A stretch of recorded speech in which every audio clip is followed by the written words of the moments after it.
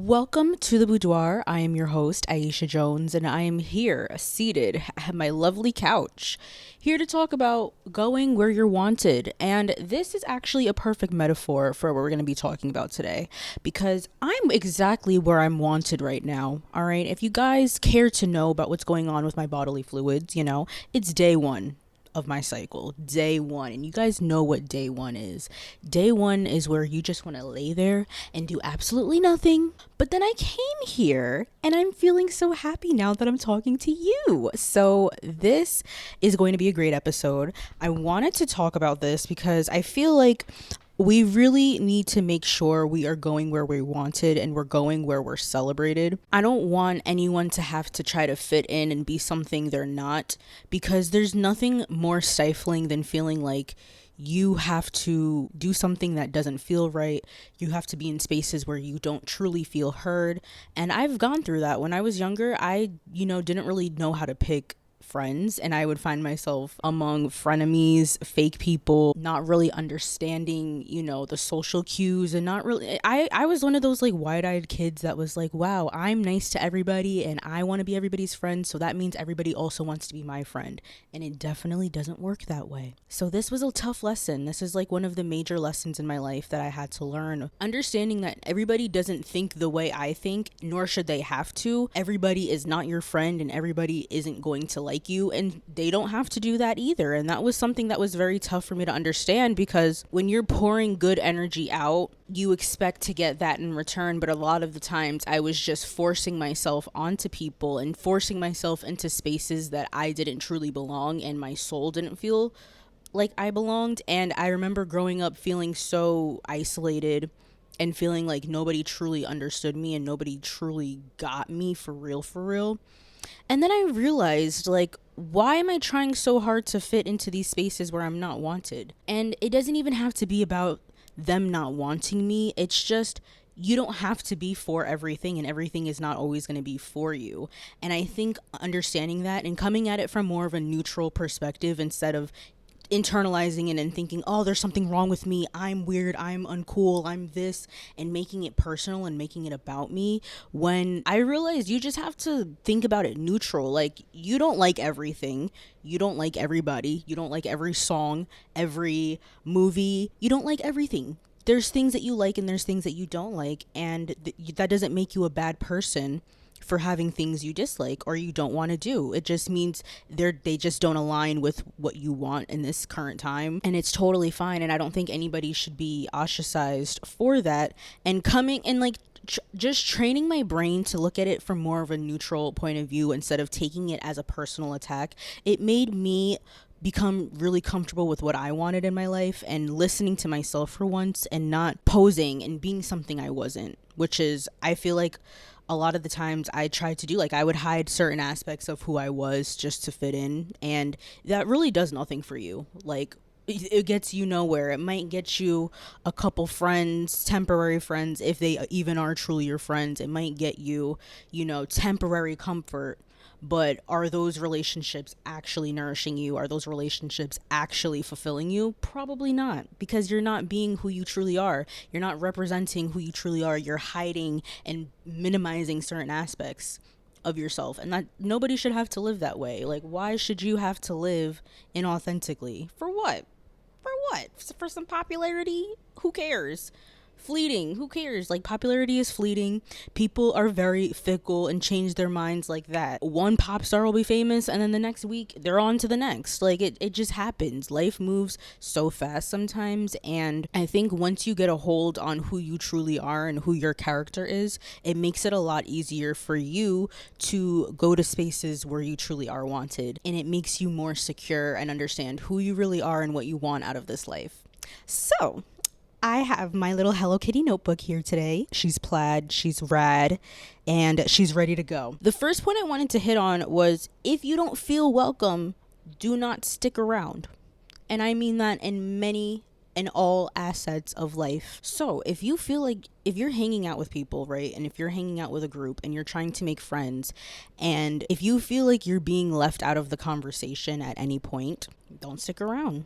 If you feel like you can't get your words in, or nobody's actually taking the time to acknowledge what you have to say, you're just kind of and then going back to what they were saying, like ignoring you, that is a clear sign that they probably don't want you around. And again, yes, catty, meanie head behavior, probably not nice. They should just speak up and say it if they don't want to hang out with you. Yeah. But that doesn't intrinsically make them bad people. They just maybe your guys' personalities don't mesh. And unfortunately, a lot of people will do like little underhanded things like that instead of just being straight up and honest, like, which I think it sucks, but it happens, right? But if you are not being heard, if you don't feel like you're being heard in a conversation, though, you shouldn't have to stay. And that's honestly rude, like to shut somebody out like that and to kind of ignore them and act like they're not there when they're physically present. Like, that is one of the most utmost forms of disrespect, like just blatantly ignoring somebody. And I've had that happen to me, and it doesn't feel good when you don't feel like, well, am I even here? Like, should I just go? Like, it's like nobody would notice if I left. Like, it stinks. It sucks, especially if you're younger. Like, I feel like this video will be good for people that are like maybe college, high school age, like, because it can be tricky to figure it out, especially when you're so naive and you just think that everybody is on your side and everybody thinks the same way.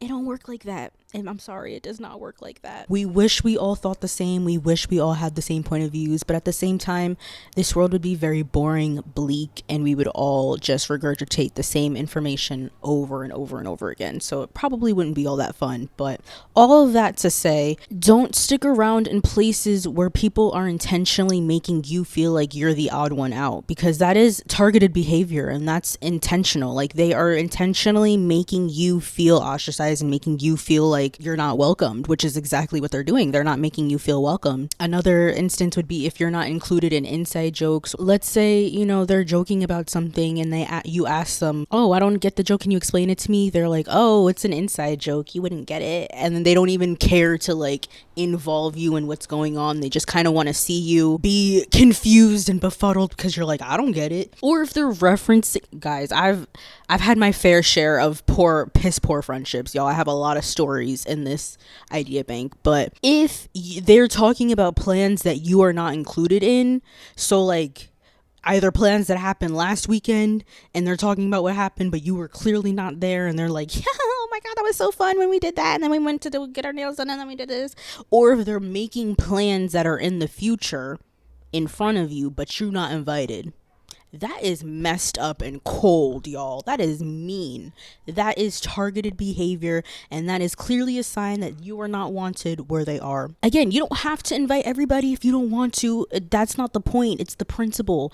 It's like, if you're going to plan an event where the person you are with is clearly not invited or not going, talk about that with just the people that are going. Don't have somebody sitting there feeling left out, feeling, you know, lost, and they don't know what's going on, and that can make you feel really uncomfortable. Yeah, don't let people jerk you around like that, because that's very intentional and it's very targeted. And it's like, you are aware, if you know somebody is not going to something, you are aware enough to not talk about it in front of them. And you know what, maybe they did invite you, maybe they did invite you to the girls trip, but they only invited you so that the deposit would be a lot cheaper and they wouldn't have to put in as much money as they would have if you hadn't have came. You know, you have to watch out for that too. Like, if you're just a friend of convenience, you know, people only call you when they need something or they want something that you only know how to do. Keep that in mind. If you're not careful, people will just use you up and dry you up. Not everybody is out to get you. I know these things always sound like it's like a paranoid person on the street, like, like running from something that's not actually there. But I'm just saying, like, just be mindful if you ever find yourself in a situation like that and you feel the energy is weird and you feel like, you know, you're purposely being left out of things, or you're only being invited when it's convenient or when money is involved. Just something to think about, you know, just something to think about. It works for some people. Like, in all honesty, we have to do an episode on friendships, but like I think that it is okay to compartmentalize your friendships and have different friends for different things. Like you have a party friend, you know, the girl you call when it's Friday and you need something to do, you call that person up and you go out and have a good time. You have the rational friend that's going to talk you off a ledge and think things through logically. You have the ride or die friend that'll be there for you to bury the body. You know, you need to have these different types of friends. And when you get that wake up call, because that's happened, like especially as we get older and we have more priorities like work, some of us have families, marriages, like you start to realize the place you have in certain people's life. And when you first get that realization, it's kind of like a shock, like whoa, you know, things used to be a certain way and now I'm noticing like the tides have kind of shifted and we're like reworking how this friendship is. And it's honestly, it can be kind of beautiful, you know, like it's one chapter closing and you guys are growing into this new chapter.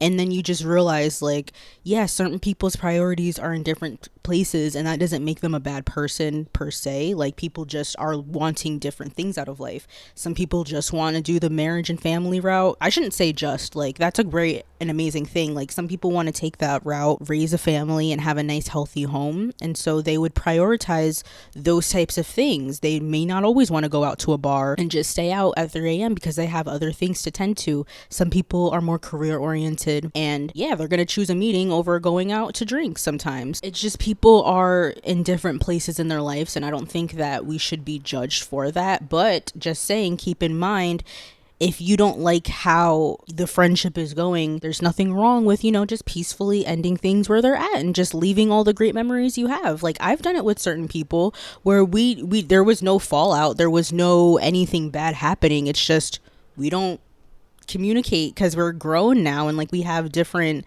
priorities in life. This is going into a completely different conversation, but just for some context, like not everything is so malicious and like evil. Sometimes, you know, as we get older, we're just gonna have different priorities in life and we're gonna have different things that we're focusing on. You notice you're only being invited to like the girls trips and things where money is involved, the weddings and all that stuff. You have to either accept it or move on. You know, if you no longer feel welcome, if you feel like you are overstaying your welcome, if you feel like you are uncomfortable and out of place and you're sticking out, it's time to walk away. Okay, the next point I want to hit on is if you feel like you need to perform, if you need to be, if you need to put on an act, if you have to exert out energy that is not of you and you are doing something that is outside of you, that is a good sign that you are not wanted there. When you are around your right tribe, when you are around the people that feed your soul and pour into you and give you what you need, you're not going to feel like you have to be something you're not. You're not going to feel like you have to act in a certain way just to get them to like you. It should feel natural and they should bring out your best qualities in you. If the people that you're trying to be friends with are not aligning with your core values and they're having you do things that are just not who you are not going to be happy when you are around them. I am telling you, because again, you're not living in who you authentically are. You're just being something that you think is going to get you all of the cool points. Even if you're in corporate, like if you know you are not the I'm going to come into the office early and leave late and work overtime and hand in all my work pristine. Don't put up an act and don't act like, you know, give me all these extra assignments, boss. I want to show you who I can be. Don't do that. You have to be honest with yourself. Like if you know you cannot put up with this act for longer than you need to, then don't do it. Like for me, when I was working, I would never volunteer myself for these extra little side quests and projects that were outside of my pay range, because no, I don't want you to think that you can call on me in these random times of putting in extra work. Now, I'm not a slacker. Like if you give me something, I'm going to do it, but I'm never going to be the top 1%. I don't care. I don't care about that. This is y'all's bottom line. It's not my bottom line at the end of the day. I'm just here to get the work done and go home. You know, it's not just friendships. It can be careers too. Like if you feel like this job is draining you and it's making you act in ways that are not of you and it's bringing out, and not for the good either. It's not like progressing you and making you better. It's just making you miserable to be around and it makes you feel miserable to be there. It's not for you. You don't have to stay where you're not wanted. I feel like people think they're stuck in like quicksand and they can't get out. when they're in certain situations. Like, you can always walk away, you can always go. If it doesn't feel good, why stay? And of course, with jobs, it's a lot harder because that's literally your meal ticket to everything, to having a roof over your head, to having food in your fridge, all that stuff. So yeah, that's definitely much harder. But if we're going to talk about friendships again, or just, you know, people, places, spaces, family members even, that you just can't be yourself, your energy is not allowing you to relax and sink in around these people, they're probably not for you. They're probably not for you, because if they were for you, your body would be relaxed, your body would be calm, you wouldn't feel irritable, you wouldn't feel, you know, mad at absolutely nothing or just acting out of who you truly are. You would be able to be yourself comfortably. So just something to consider. Now, the final point I want to hit on is, this one is like a little more spiritual, witchy. So if you guys are into that, if you can feel your energy depleting every time you leave these people or this person or this event or this job, that is like the number one sign. Because words, whatever, blah blah blah, is one thing, but like energy is non-negotiable. It is there. Everything is energy, and energy does not lie. So if you are hanging around these people, and then when you go home and you're finally in your room and you're finally, all of the outside noise is gone, and you feel like you're so depleted and you're like, oh my God, why am I so mad? Why am I so irritable? Why am I so cranky? That is your body literally saying, no, it's a no for me, love. I don't like these people at all. We can't do it. I can't. Like, that is the most clearest of clear signs. You know why? Because they're sucking the energy out of you instead of pouring energy into you. If people bring out your darker traits and like your shadow side, things that you don't normally do, or things that are behind you, if they're bringing those traits out of you, and instead of bringing out the best qualities in you, like if they're making you mad, angry, irritable, gossiping, just nasty for no reason, they should be making you feel inspired, making you feel creative, making you feel, you know, energized and revitalized, like you want more of that energy. I love how I'm like progressively leaning more into this pillow. I gave up on sitting up straight, y'all. I'm sorry. But yeah, anybody that's making you act out of character and they are relishing in it, they actually want you to act more in those ways, they're probably not the best for you to be around. Check out last week's episode on negging. We were kind of talking about like people that bring out bad traits in you and who want that, like who actually seek that as a source of energy, and they continue to antagonize you so that they can get those negative reactions out of you because they feed off of it. Very scary behavior.